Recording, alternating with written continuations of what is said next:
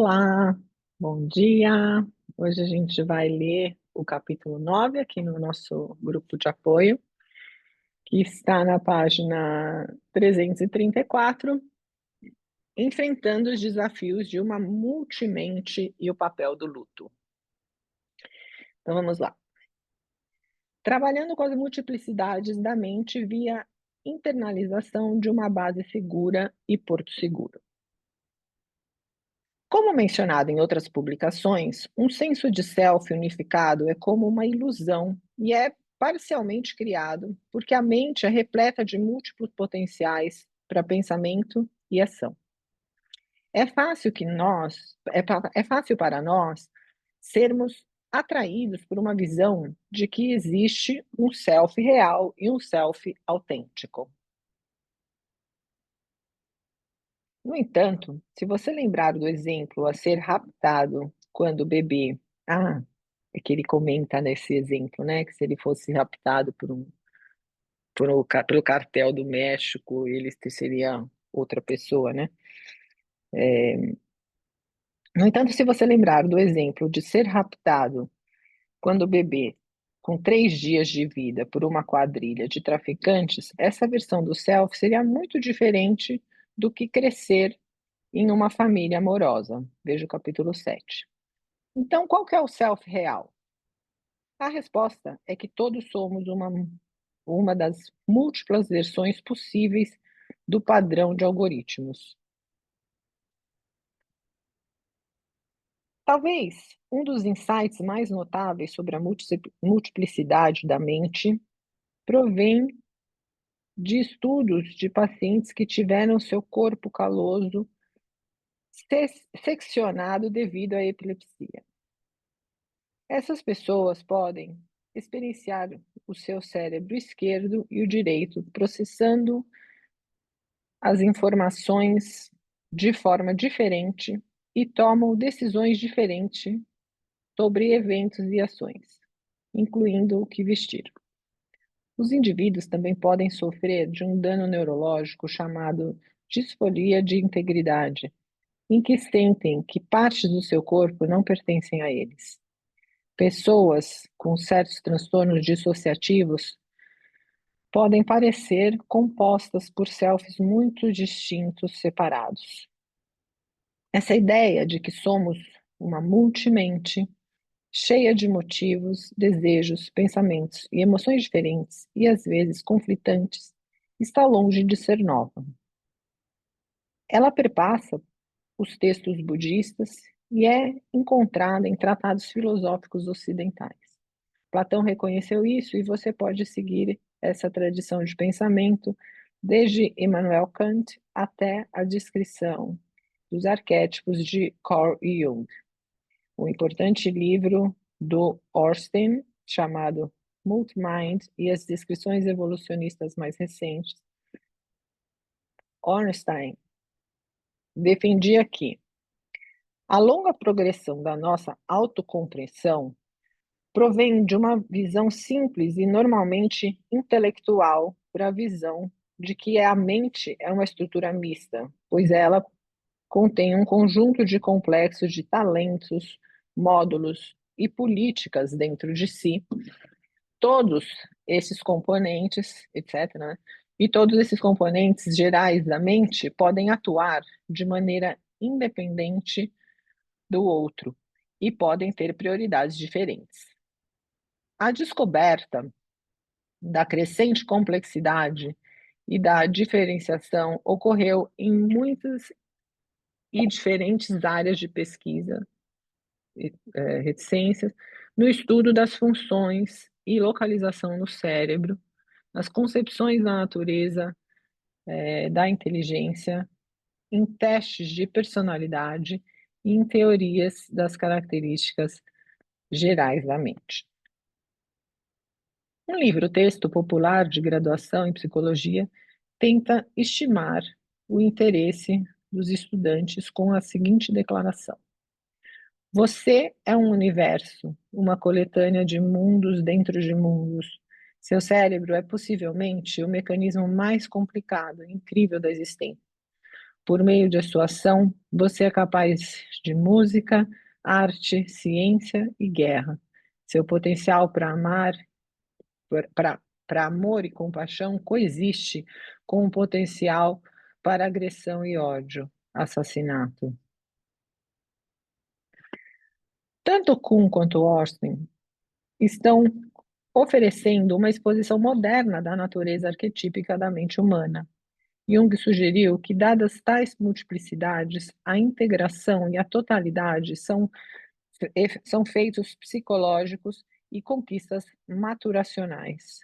A integração dos arquétipos, nossos diferentes motivos, a habilidade de conter o lado obscuro dos arquétipos e a emergência da sabedoria é um processo complexo e complicado, sobretudo se somos oriundos de ambientes inseguros e prejudiciais.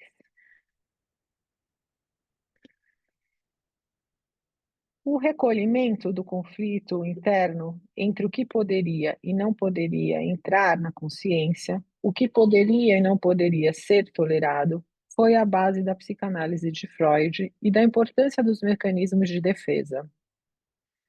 Hoje, os mecanismos de defesa são entendidos de formas diferentes, mas essa questão da evitação de emoções, pensamentos, desejos, fantasias ou memórias traumáticas é central para muitas dificuldades psicológicas. O desafio de como integramos nossas multimentes é central para a TFC e é o foco desse capítulo. Complexidades de uma multimente explorando as emoções.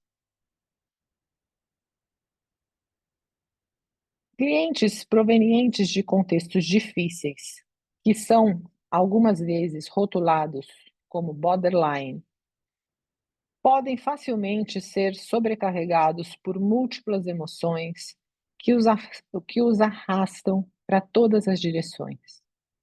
Isso, em parte, se explica porque eles podem experienciar estados dissociativos e mudança caótica das emoções. Depois veja o capítulo 16, 18 e 25. Chegaremos lá.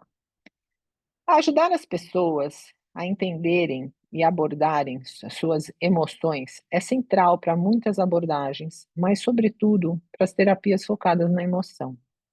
As terapias focadas na emoção apoiam, guiam e encorajam as pessoas a se engajar, experienciar, tolerar, entender e integrar emoções difíceis usando a relação terapêutica, a exposição básica e o trabalho com as cadeiras.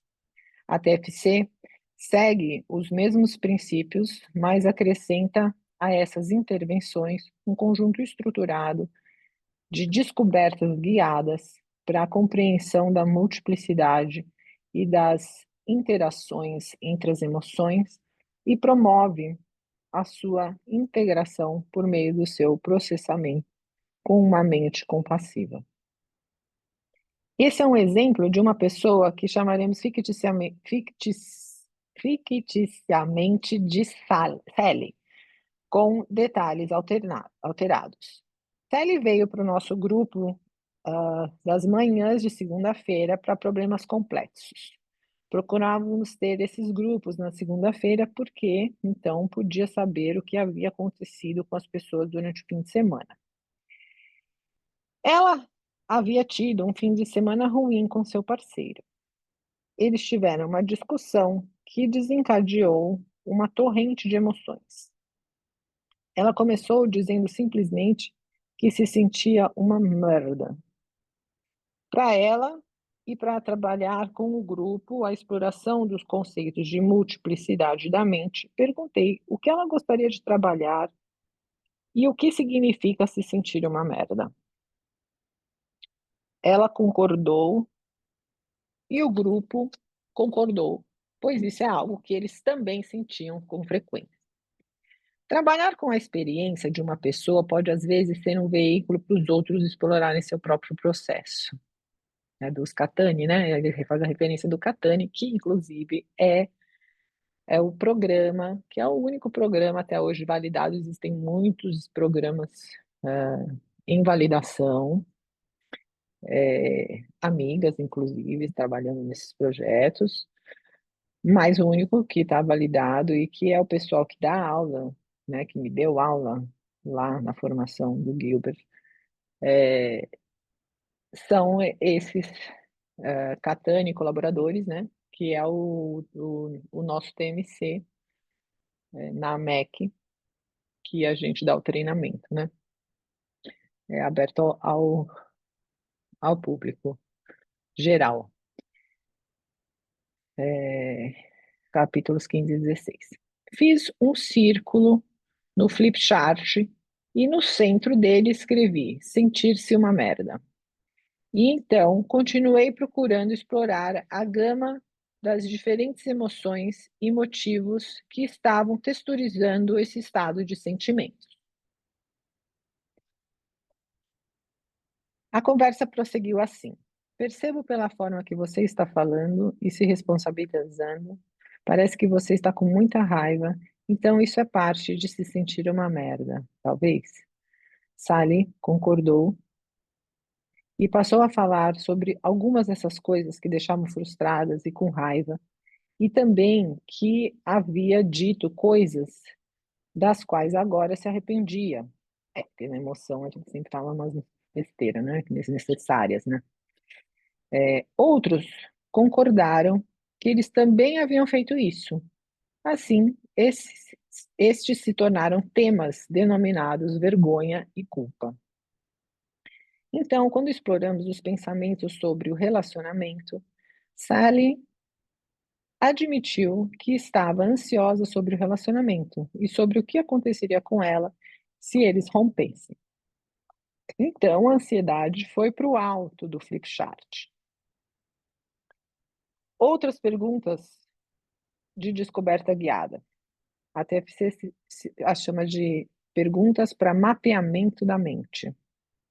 Foram: que outros sentimentos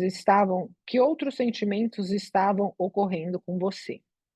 O que mais estava acontecendo com você? Sally conseguiu articular lentamente que, devido à sua condição, entre aspas, e às suas dificuldades, ela se sentia um fardo para os outros. Então, isso foi para o alto do gráfico. Ela conseguiu notar como se sentir uma merda estava ligado a refletir sobre seu comportamento e a sentir que ela era uma merda. Alguns clientes têm dificuldade para diferenciar entre sensação sentida no corpo e sensação sentida no self, e isso precisa ser explorado. Ela também reconheceu que quando entra nesses estados, se torna nociva para si mesma, e nos mostrou alguns cortes em seu braço.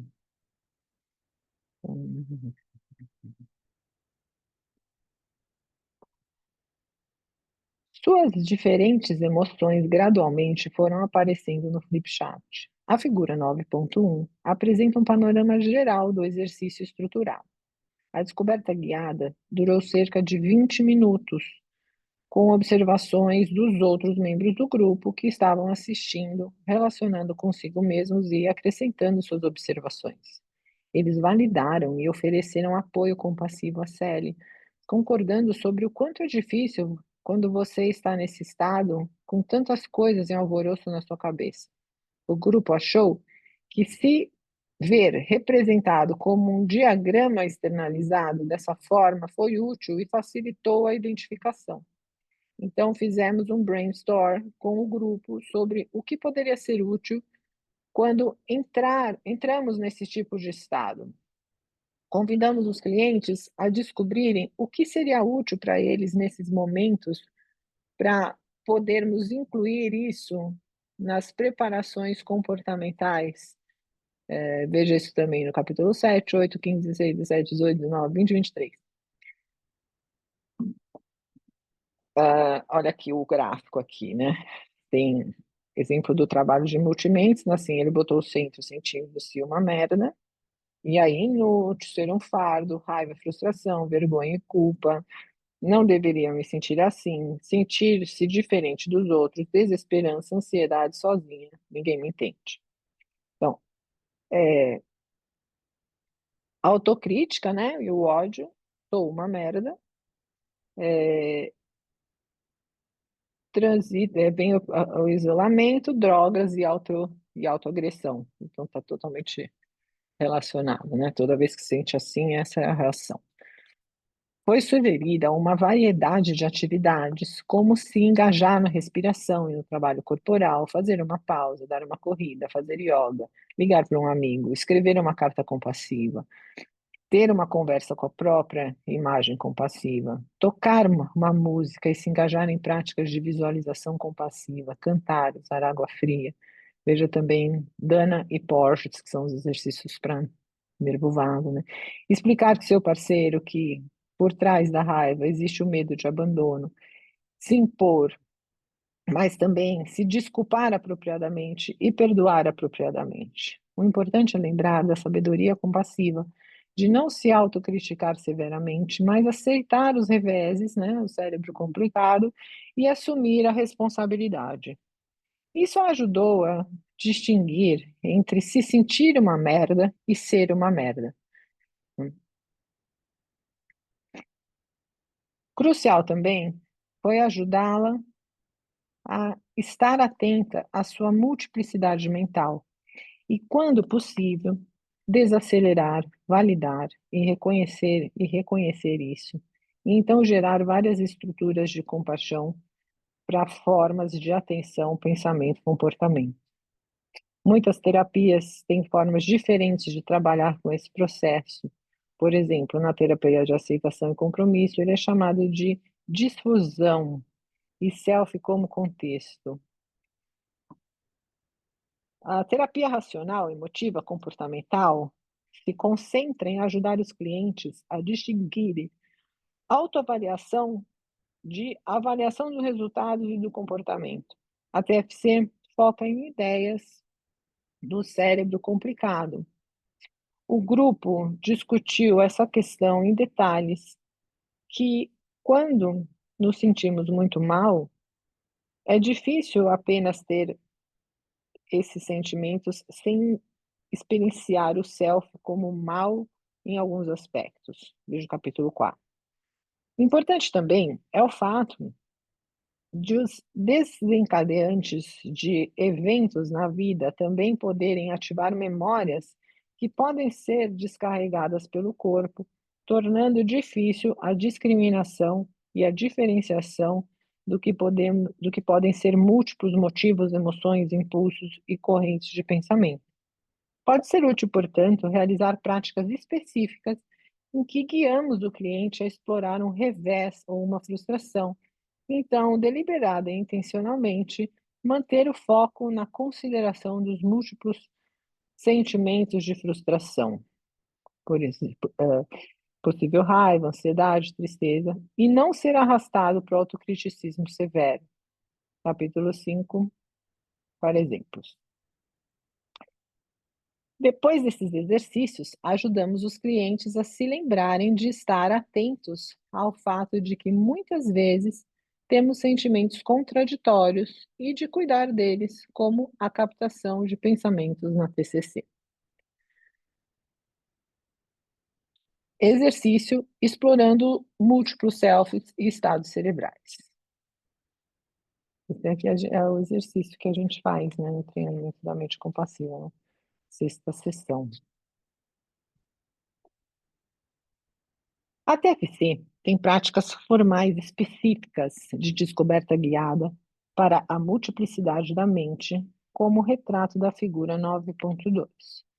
Ela representa uma visão geral de um processo e descoberta guiada na TFC, denominado múltiplos selves, estados mentais cerebrais. Chamar de um estado cerebral ou de um tipo de self realmente dependerá da linguagem de seu cliente, que seu cliente prefere. Como somos multimente, a TFC destaca o fato de que raramente fazemos coisas por um único motivo e experienciamos uma única emoção ou temos um único fluxo de pensamentos, mas comumente experienciamos combinações em que alguns são mais dominantes do que outros. Por exemplo, Se o indivíduo acabou de ser diagnosticado com câncer, perdeu um emprego ou um relacionamento foi rompido, ou se ele é assombrado por um abuso, é provável que haja graus oscilantes de raiva, ansiedade, medo e tristeza, entre outros. Uma forma de trabalhar para ajudar a consciência, a diferenciação, a tolerância, a integração e a transformação é explicar ao cliente diretamente que em todos os tipos de situações podemos ter múltiplos motivos, emoções e crenças. Eles podem ser ativados juntos, tornando-se e o estado cerebral muito complicados de reconhecer e de se trabalhar. Então, aqui ele mostra duas figuras, a 9.2 e a figura 9.3, que é lá na página. Peraí. Cadê o 9.3? Na página 349, está lá na frente, né? Mas vamos ver aqui a figura 9.2. É, então, ele coloca lá em cima traumas e tragédias na vida, né? Essa figura aqui. E aqui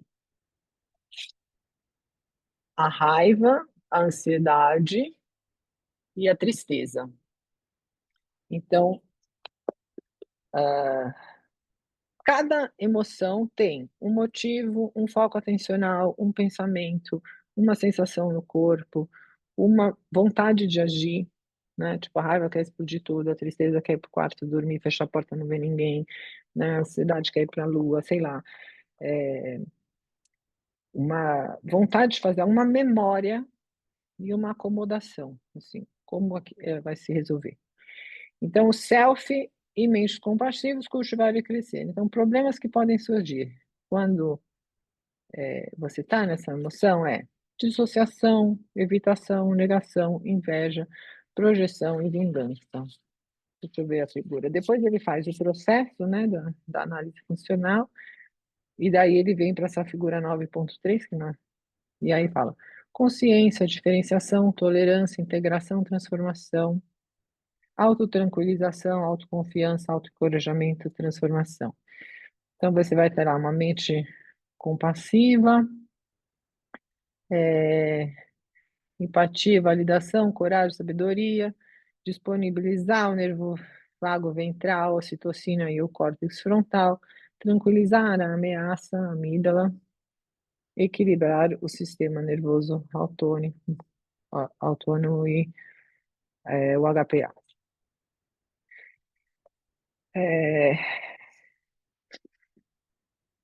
Ou seja, para a gente sair de um estado cerebral ameaçado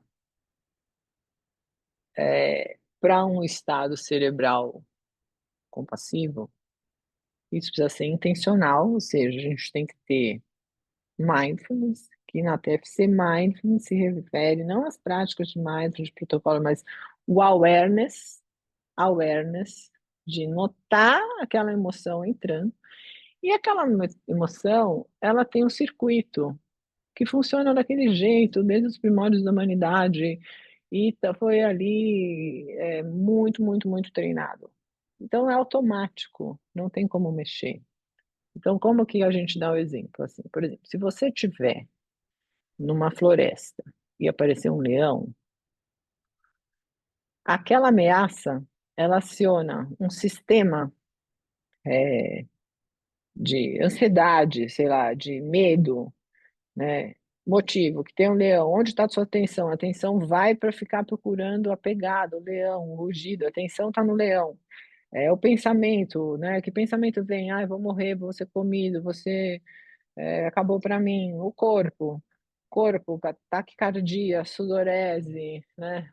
Aquela adrenalina, cortisol atuando e você voltando a sentir é, o seu corpo se preparando para você fugir, lutar ou ou congelar, fingir de morto, enfim. Então, Benícia, qual página? eu estou na 338, estou dando uma explicação aqui do sistema de ameaça e quando a gente está na raiva, no meio, como é que ele funciona, que ele é automático. E aí você vai ter a memória de outras situações que isso já aconteceu, para lembrar de como você agir, ou ele vai reforçar aquele pensamento, né? E, e a ruminação, esse pensamento fica vindo na sua cabeça, por exemplo, justamente por quê? Porque o seu sistema está funcionando bem. E se tem um leão na floresta, imagina se eu passo uma borboleta bonita e eu me encanto com a borboleta e esqueço do leão, né? Não vai acontecer. Ou posso até, mas daqui a pouco eu penso, ai, é que borboleta bonita, ai, o leão. Então, quando a gente está em ruminação, que você vai trabalhar o seu dia inteiro, você está com um pipinão, sei lá, no relacionamento, uma briga de relacionamento, e você está lá trabalhando, toda hora vem na sua cabeça aquele pensamento, a pessoa, a briga, o que que você vai ter que fazer quando você chegar em casa. Fica vindo aquela ruminação, você quer esquecer, ou sei lá, um problema que você está vivendo no trabalho. Aquela preocupação fica, você está lá almoçando domingo com a sua família, de repente vem aquela lembrança, nossa, amanhã eu vou ter que enfrentar isso. Então, porque você está no sistema de ameaça e o seu sistema não deixa você parar de pensar naquilo, por isso a ruminação. Então ele se autonutre. Você não consegue ali, você só consegue se você perceber o que está acontecendo quando você invade aquela emoção e intervir. Porque se você deixar, aquilo vai continuar acontecendo. Então, como você vai intervir intencionalmente, o que eu posso fazer lá da minha lista de verdes, de coisas que me acalmam? Então, o que que eu posso fazer para me tirar desse lugar automático? Esse outro não é automático, o córtex não tá na mina, ela está no córtex, córtex intencional, raciocínio, né? Vou agir dessa forma, que é a minha ação, para eu sair desse circuito. A partir do momento que eu estou awareness, que eu penso, que eu percebo a emoção, eu já estou em condição de fazer algo. Quando eu não percebo, não dá para você cuidar daquilo que você não percebe, né?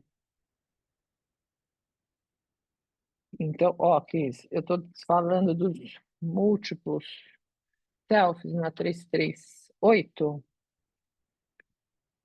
Tem o gráfico aqui.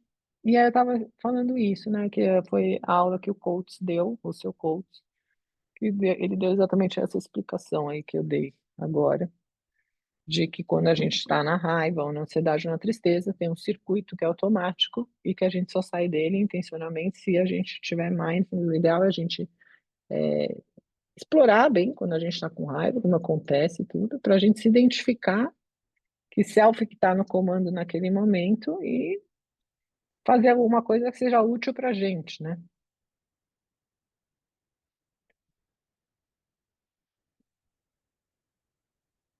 Por exemplo, né? Eu é, as minhas práticas de meditação são também dentro do yoga, tudo no yoga a gente não trabalha, assim, a compaixão é budista, né? No yoga a gente trabalha yamas e niyamas. E essa semana eu estava treinando dois, sempre treino dois, às vezes por mais de uma semana, que não é suficiente. Eu estava treinando ahimsa, que é a não violência, e santosha, que é o contentamento. Ahimsa é um yama e santosha é um niyama, que é a atitude interna, e o yama é a atitude externa. E eu moro em São Paulo e tem muito trânsito, e as pessoas são folgadas, muito folgadas. Assim, não são folgadas, acho que elas nem percebem, porque elas não são empáticas. A pessoa não pensa no outro. A pessoa vai no supermercado, pega o carrinho do supermercado, guarda tudo no porta-mala do carro e deixa o carrinho ali. Não vai guardar onde os carrinhos são guardados, deixa ali. E eu fico, assim, que eu tento educar os meus filhos. Por que que o outro tem que fazer terminar o seu serviço. E o cara chega da natação, joga a mochila, tá com a toalha molhada, alguém tem que ir lá tirar e estender, que nem quando era criança. Por que que a gente não assume a responsabilidade das nossas ações e conclui o que você está fazendo, né? Então, eu passo no trânsito passando raiva. Eu dirijo, xingando as pessoas. Eu fico assim, nossa, que cara idiota, nossa, que cara folgado. Nossa, como é que pode ser tão burro? Gente, como é que o cara tá fechando tudo? Será que não tá se sentindo vergonha? Não tá incomodado fechar um cruzamento, sei lá. Né? Porque aí a pessoa ainda fica assim, fingindo que não viu, né? Olha uma mosca e finge que você não tá ali. E aí eu fiquei pensando isso, né? Assim, eu fico aqui me adrenando e a pessoa não tá nem aí, quer dizer, ele não tá sabendo, né? Só eu estou me envenenando com a minha própria raiva. Então eu fico nesse exercício de tentar entender, mostrar, assim, pensar como a pessoa, na sabedoria, né? Do Gilbert, né? Porque o TFC está em tudo na minha vida, então eu fico a TFC na prática, né? No seu dia a dia, né? E aí eu estava ali pensando exatamente isso, né? Falei assim, essa sabedoria, a pessoa, o contexto da pessoa, o que que aconteceu com aquela pessoa, se ela desvia o olho assim, né? Se ela estava uma mulher fechando a entrada do prédio, ela desceu, começou a guardar, botar casaco. Aí ela viu que eu cheguei para brincar, se ela tivesse parado 3 metros antes, a cancela abria, eu passava. Mas ela parou na porta da cancela. Então, assim, eu tinha que esperar ela arrumar o quarto, ela atrasada para o consultório. E já começou a me dar, assim, né? Borbulhar, né? Assim, a raiva.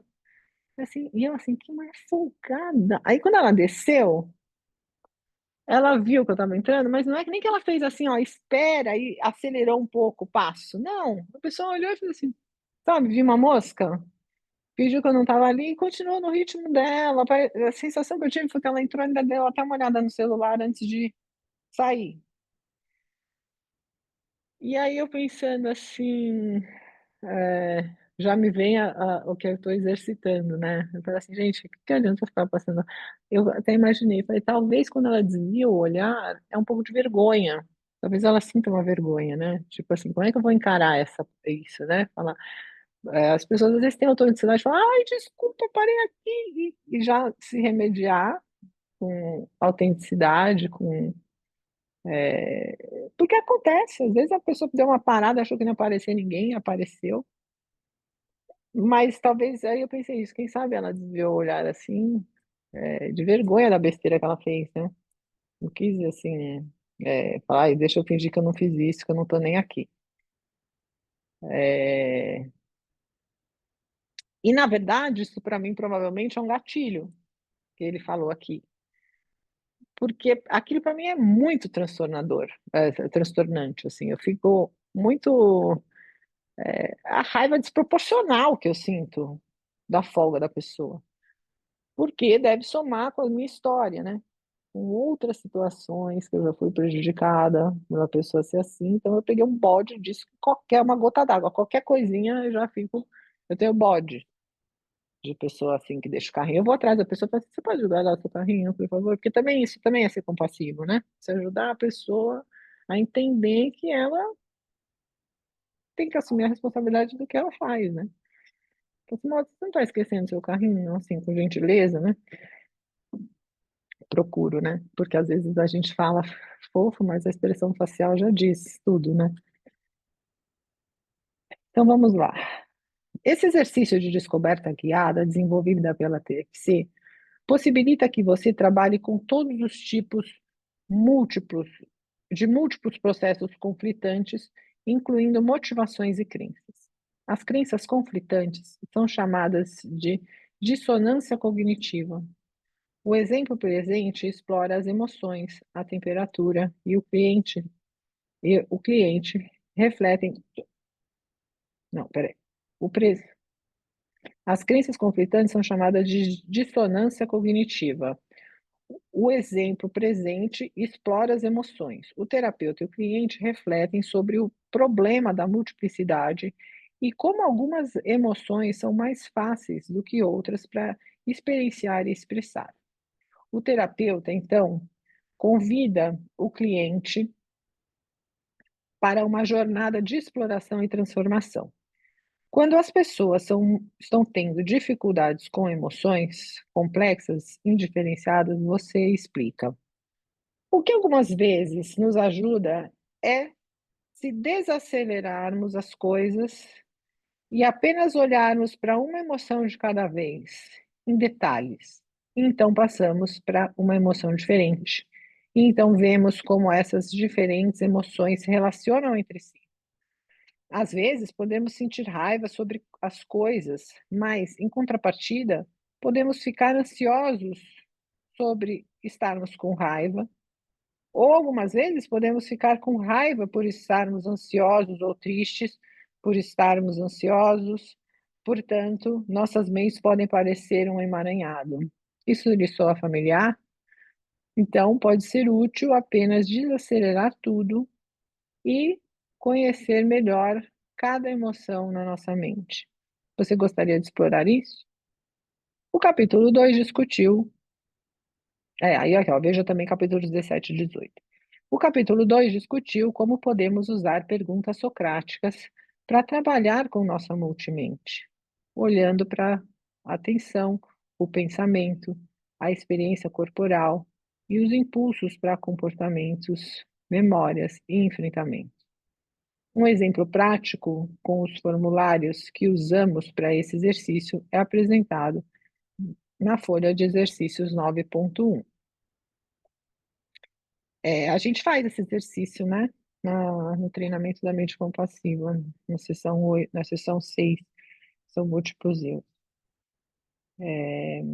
Fase 1, quem deu até foi a Bia esse semestre, né? Ó, fase 1, evocando a multiplicidade.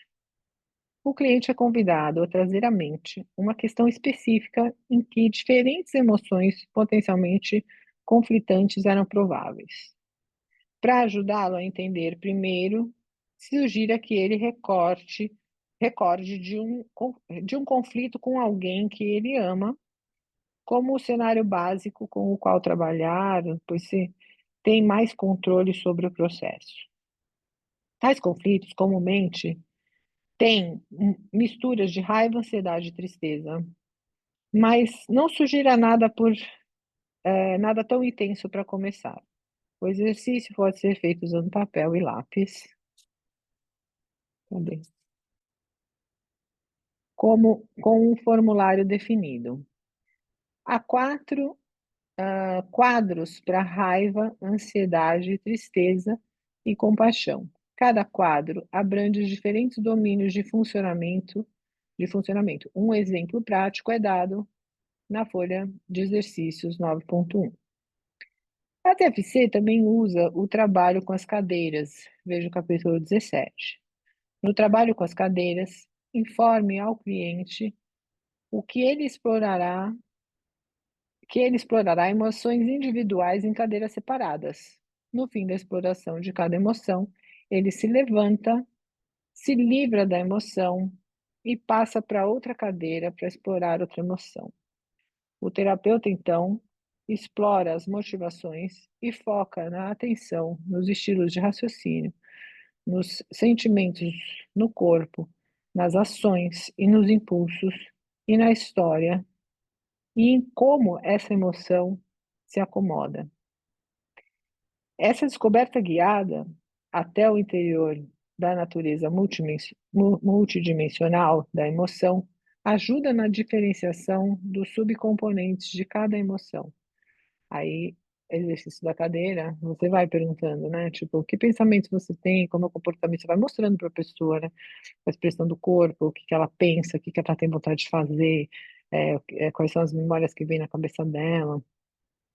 Os subcomponentes podem ser diferenciados uns dos outros. Por exemplo, os subcomponentes do self ansioso versus o self triste. Como a consequência do corpo é contextualizada com outros processos, como pensamento e atenção, esses exercícios são muito úteis para o desenvolvimento da introspecção, que, reconhecidamente, é um processo evidente em dificuldades de saúde mental. da interocepção. Tipicamente, começamos pela raiva, porque ela tende a ser mais ativadora.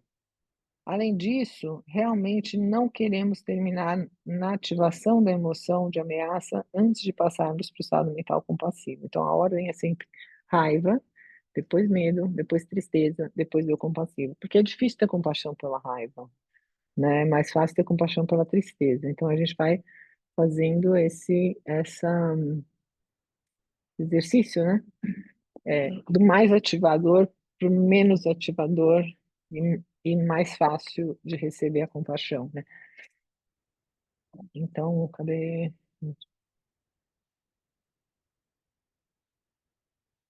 Exatamente o mesmo processo transcorrerá com a ansiedade e depois com a tristeza.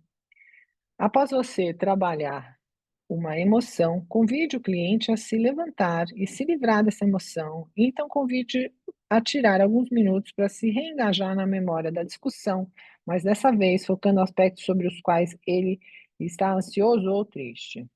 Se usar cadeiras, passe o cliente para outra cadeira. O cliente pode então explorar e diferenciar os subcomponentes dessas emoções. Tenha em mente que essa é uma técnica de descoberta guiada e, depois que estiver familiarizado com ela, você pode usá-la para muitos tipos diferentes de processos e muitos tipos diferentes de emoção, motivos e crenças ou crenças. Diferenciar os subcomponentes de uma emoção e um motivo e a reação e a relação entre seus subcomponentes os torna mais gerenciáveis. Contribui para a consequência mental e facilita o mindfulness na multiplicidade das nossas mentes. Como todas essas funções são interconectadas, sempre que começar, você pode explorar as emoções, os motivos, as experiências corporais, os pensamentos, os comportamentos e as memórias. A primeira parte da prática envolve trazer à mente o evento real, entrar na memória e novamente estimular os sentimentos por cerca de 30 segundos. Então, sugira: você consegue sentir uma parte de si que pode ter ficado com raiva? Podemos examinar isso? Há duas formas de fazer isso. Uma é ser o self-observador e a outra é ser o self-incorporado. Isso a gente fala também lá, né, que no treinamento, que um é mais ativador, né? Então, você ser o self-incorporado, você fala em primeira pessoa, e a outra é você ser o self observador. Então você imagina, você vê você na cena e vê você com raiva e fala sobre você com raiva, né? Você não. Sabe quando você às vezes vai contar uma coisa que aconteceu no seu dia, você começa a contar uma coisa que você passou raiva, e aí você se cola tanto na história que você começa a sentir toda a raiva de novo. Tipo, cada vez que você conta, você sente mais raiva. Isso é o incorporado. Para o primeiro, a investigação socrática podia ser assim. Quando você está com raiva, o que o seu self raivoso quer? O que ele presta atenção? O que que ele pensa? O que que ele sente no corpo? O que que ele quer fazer? E assim por diante. Quando se torna corporificado, o cliente literalmente tenta reentrar nesse estado e se tornar a raiva. Aqui o diálogo socrático é: como o self raivoso ou mente ou estado mental, o que a está motivando? É pergunta direta, né, para a pessoa. Você é a raiva. O que você quer ou o que você espera atingir? Tenha em mente que, para alguns indivíduos, ter raiva ligada à frustração e querer que alguém mude seu comportamento é diferente de querer ser vingativo. A distinção entre esses dois é muito importante, por quê? Porque mais tarde você examinará a motivação e orientará para um processo assertivo mais útil, validando, mas também desviando as pessoas da vingança. Então, prossiga como?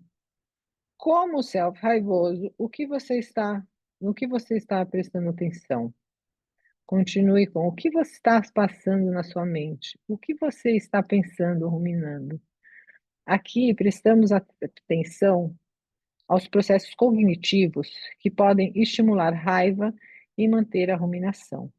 Isso pode ser algo que precisará de atenção posterior, mas no momento, esse exercício está ajudando a pessoa a explorar seu fluxo de pensamentos raivosos e a não se engajar na análise detalhada ou em mudar processos. Então, sem censura, né? Você fala assim, às vezes a gente está dando, o que que você vai tem, eu quero mandar aquela pessoa para aquele lugar, né? E é isso mesmo, só que você já fica castrando o seu eu raivoso, assim, falando, mas eu não devo sentir isso, mas eu devo falar com mais calma, mas eu não podia ter. Não, você é o raivoso, pressupondo que você não conhece nada, você é só raivoso. O que que você quer fazer? O que você falaria? Sem censura, né? A gente fala assim, sem censura, para deixar expressar, né? Como é que é explorar esse fluxo de pensamentos raivosos sem se engajar na análise detalhada ou em mudar o processo. Eu devia ou não devia sentir isso. Essa é uma descoberta guiada importante sobre diferenciação das multiplicidades da mente. Então, a direcione para prestar atenção no corpo. Onde você está com raiva em seu corpo? Como você muda o corpo? Onde está a mudança? O que acontece em seu corpo se você se torna mais forte, mais intensa? Posteriormente, mas não sendo necessário como parte desse exercício, nesse momento, você também pode convidar o indivíduo a se engajar em uma emoção específica e então rastrear os vários processos corporais com mais profundidade, como quando no estado raivoso ou algum outro, o que está acontecendo no seu peito, nas suas pernas, nas suas expressões faciais ou nas suas mãos. Explorar mesmo, né? Fazer um escaneamento, porque a sensação no corpo, às vezes, fala, o que você está sentindo? Eu acho que a pessoa não gosta de mim. Eu falo, não, isso não é sentir, sentir no corpo. Estou sentindo, sei lá, frio na barriga, ataque cardíaco. Onde seu corpo você sente esses impulsos agirem? O que acontece com a sua respiração, com a sua postura, com o seu tom de voz? Entretanto, a relação, em relação a esse exercício específico, após trabalhar com o corpo, você pode explorar os impulsos para ação, sem se preocupar com as consequências. O que você, como self, estado cerebral raivoso, quer fazer? Quais são os seus impulsos para ação? Nossa, eu queria matar a pessoa, pegar, esgoelar a pessoa, apertar a garganta dela. Nossa, eu queria, sei lá, arrancar os cabelos dela, cortar os braços dela, sei lá, uma coisa bem horrível, assim, a pessoa não ter essa censura, né? Fala assim, imaginar sem pensar, não, mas eu não vou fazer isso, que eu vou ser presa depois, né? Não, o que que você tem vontade de fazer com essa pessoa? Aqui você pode ficar atento aos comportamentos ativados, como elevar a voz, você muda, a pessoa muda a expressão, muda o tom de voz. Criticar por meio de gritos, por meio de comportamentos mais físicos, como atirar coisa, atacar ou mesmo tornar-se violento. Encoraje o cliente a explorar as fantasias, mesmo que ele saiba que não as colocaria em ação, porque a gente pensa um monte de coisa, né? Sei lá, eu tô andando no carro, aí uma pessoa, sei lá, passa um motoboy, assim, costurando, você já pensa assim, você devia cair. Ou se a pessoa atravessa fora da faixa, isso aí devia ser devia atropelar esse sujeito para ele aprender a atravessar na faixa. Sabe assim, se a gente pensa umas coisas assim, mas, né? Que a gente não vai fazer, óbvio que você não vai atropelar a pessoa para ele aprender a andar na faixa, né? Mas a gente pensa. Então, assim, só que é um pensamento que a gente evita. Que nem o povo fala muito das fantasias sexuais, assim, a pessoa não fala as fantasias sexuais, né, que ela tem, assim, quando ela, sei lá, vai lá se masturbar e faz uma fantasia. Então, eu tenho vergonha de falar, por exemplo, às vezes o cara tá na terapia, é um pedófilo, não comenta, não fala isso. Ou a mulher gosta de ser masoquista, por exemplo, sadomasoquista, e a pessoa não comenta isso, né? Tem vergonha, né? Das fantasias, ele fala bastante das fantasias. Então, encorajar o cliente a explorar as fantasias, mesmo que ele saiba que não as colocaria em ação. Isso ajuda a pessoa a reconhecerem que todos temos um lado obscuro e que podemos reconhecer, mas não atuar. Outro comportamento pode ser o comportamento de escape, como sair andando e encerrar a interação, denominando corte. Isso pode ser sábio se a emoção for intensa, mas outros indivíduos usam o corte para evitar ter que trabalhar com o conflito, ou algumas vezes, em uma discussão, eles se fecham.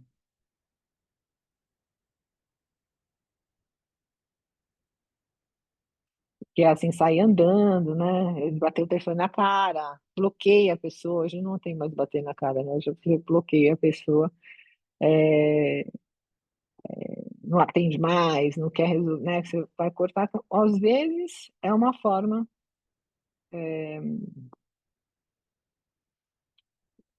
boa de resolver, mas às vezes é, é porque a pessoa não consegue regular essa raiva, né? Ou tem medo da própria raiva, né? E uma terceira resposta é a agressão passiva, como ficar amuado e posteriormente sabotar. A compreensão dos processos de agressão passiva pode ser muito útil na terapia. Como mencionado aqui, novamente, você pode distinguir entre as funções de um impulso comportamental, como a frustração, que é diferente da vingança. Algumas vezes é útil perguntar sobre o motivo do comportamento. O que está querendo com suas ações? Também é útil examinar a conexão da pessoa com o passado, com uma pergunta como: considerando o que ativou no seu cérebro raivoso, que memórias você tem? Essa situação te faz lembrar de alguma coisa, alguma situação anterior que você já viveu, né? Como é que tá? Por exemplo, uma pessoa que muitas vezes se sentia ignorada ou rejeitada, quando criança, né, pode ter emoção mais intensa em uma discussão, ao passo que aqueles indivíduos que foram ameaçados e mandados para o seu quarto podem querer se esconder ou se fechar. Você pode discutir isso em termos do condicionamento clássico e também em termos cognitivos, de que nossos corpos são estimulados por certas ações em certos contextos, segundo nossas histórias. Mas este não é o momento de entrar em memórias detalhadas. Apenas toque no assunto brevemente para observar uma conexão que pode ser mencionada mais tarde. O que ele quer dizer aqui é o seguinte: é igual quando você está fazendo a formulação, que foi o capítulo passado que a gente leu, né? Você não faz a terapia enquanto está fazendo a formulação. Surgiu, pontua, e na outra sessão você vai falar daquilo. Não no meio. Aqui você está fazendo um exercício, né? Exercício funcional. Aqui você está se conectando. Se você começa a falar desse assunto, você pronto, perdeu a emoção, perdeu a sensação da emoção, perdeu. Você está no exercício. Então você só vai só pontuar, né? Não é o momento de você explorar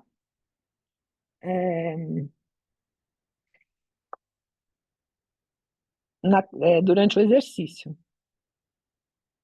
Uma conexão que pode ser mencionada mais tarde, para mencionar mais tarde. Esse exercício é principalmente de descoberta guiada para apoiar o insight e a diferenciação em vez de exposição da emoção, embora haja uma sobreposição a isso.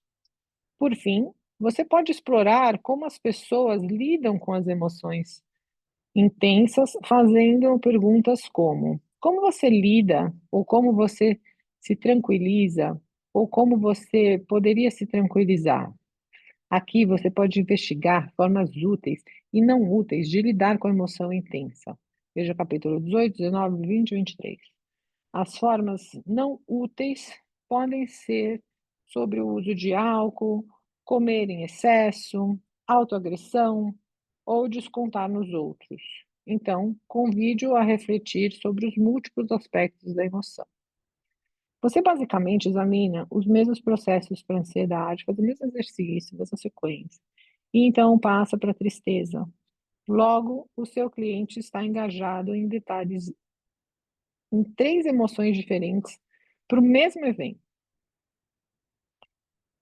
No fim, aqui fala folha de exercício, figura 9.1, que são esses quadros, né, que tem aqui. Depois vocês dão uma olhada, triste, perda.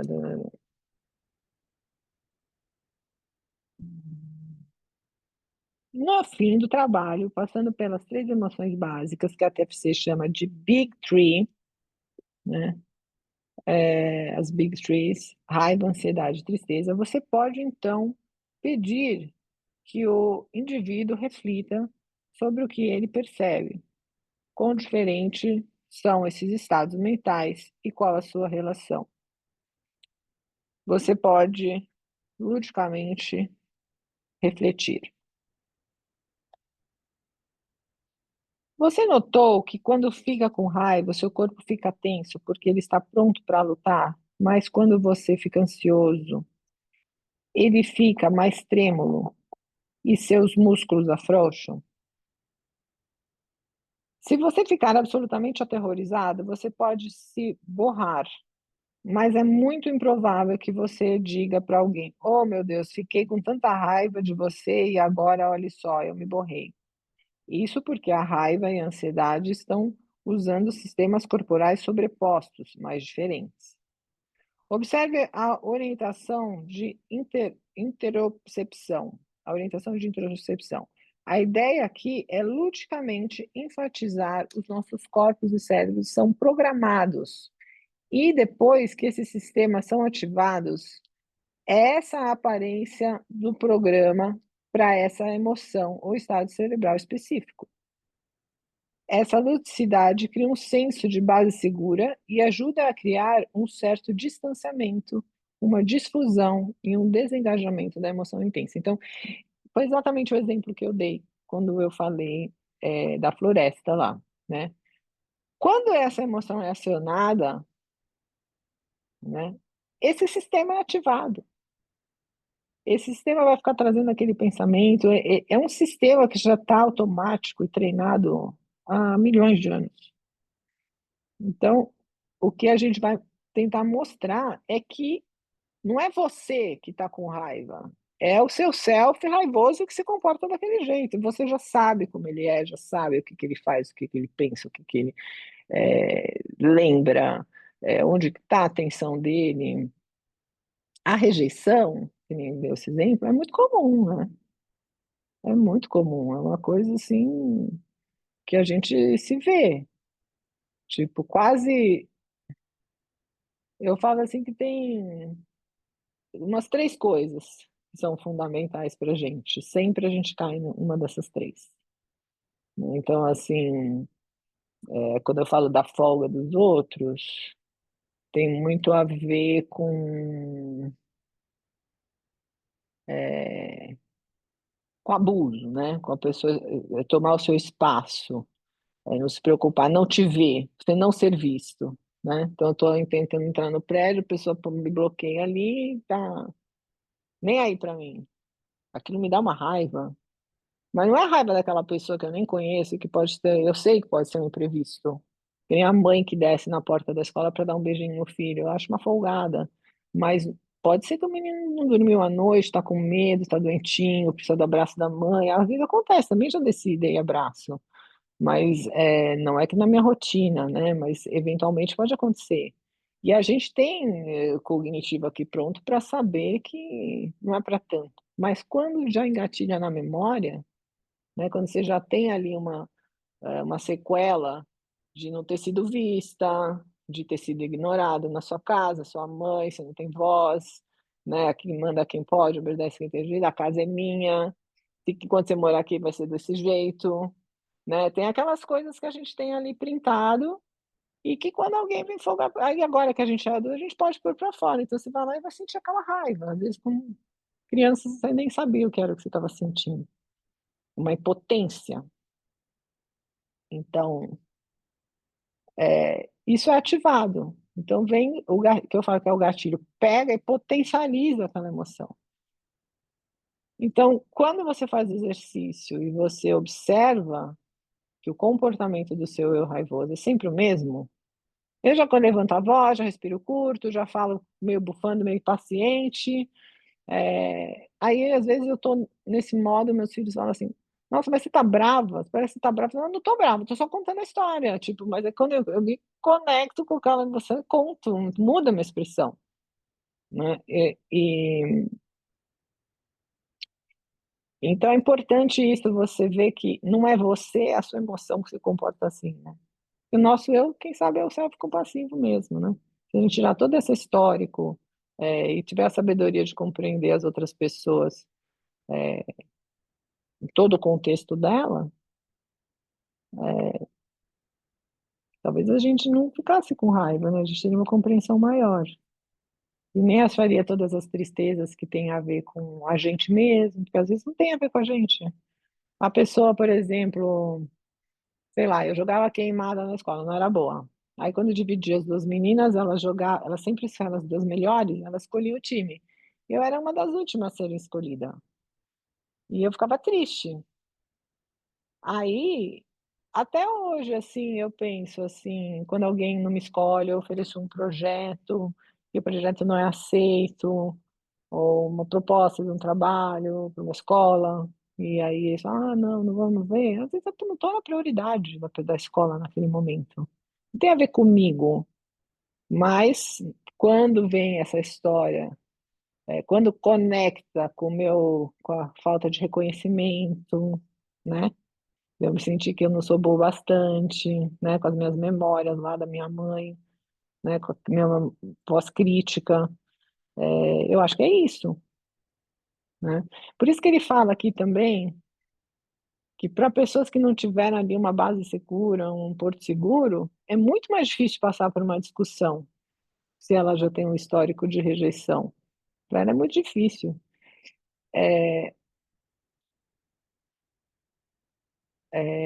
Tipo assim, terminar namoro. Nossa, eu sofria muito nos términos de namoro.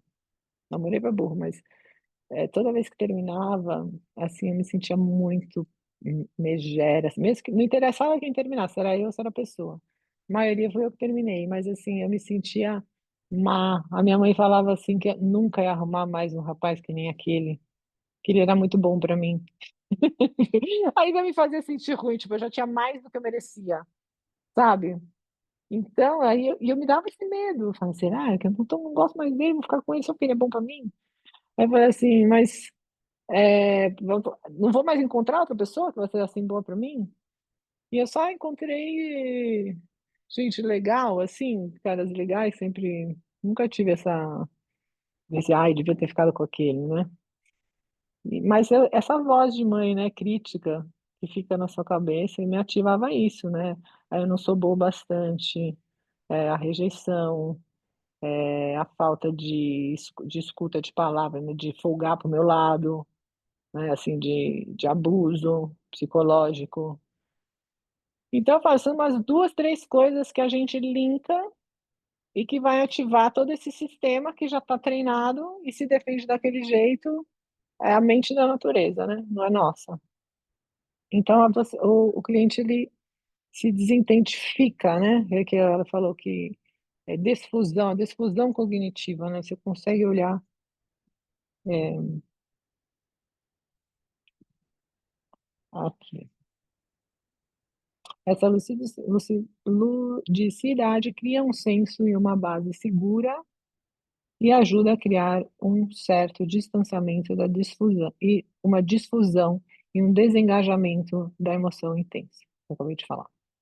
Então, um cliente pode então reconhecer que ele pode querer trabalhar em determinada emoção e no motivo que tende a gerar essa emoção, ou talvez no que ele preste atenção, ou no que ele está pensando quando se encontra nessa emoção, ou em seu comportamento, por exemplo, no caso de ansiedade por conflito, ele pode querer aprender assertividade, ou em reconhecer que ele está sendo ativado por memórias difíceis, não processadas. Emoções fortes podem ativar diferentes comportamentos de enfrentamento alguns dos quais são úteis, outros não, né? Que ele deu o exemplo da criança ficar de castigo, às vezes ela está na mesma situação, ela quer sumir, quer se isolar, né? Depende da história que ela teve. E mais uma vez, o cliente pode querer explorar essas opções. Cris, eu vou fazer uma pausinha agora. Eu tenho uma consulta agora às 2. Eu até passei, deixa eu ver se ela já respondeu. Duas, três, quatro, cinco, seis. Aí a gente vai para a fase 2, né? A relação entre as emoções. Né? Esse capítulo ele tem 17. Então, eu vou parar, vou dividir ele em 3. Eu vou parar agora, eu vou usar o Zoom, que eu vou fazer um atendimento. Aí, depois eu volto. Acho que não vai para terminar antes para o pessoal da formação. É, a gente faz a leitura mais um dia. Eu te aviso, Cris, se eu tiver à toa, a gente dá sequência. E hoje eu não vou conseguir, porque desse atendimento eu já vou lá para o SUS, pegar a modificação, mas aí a gente, de repente, faz no feriado, né? Tem um feriado também, para perder um pouquinho. Corpus Christi. Tá joia?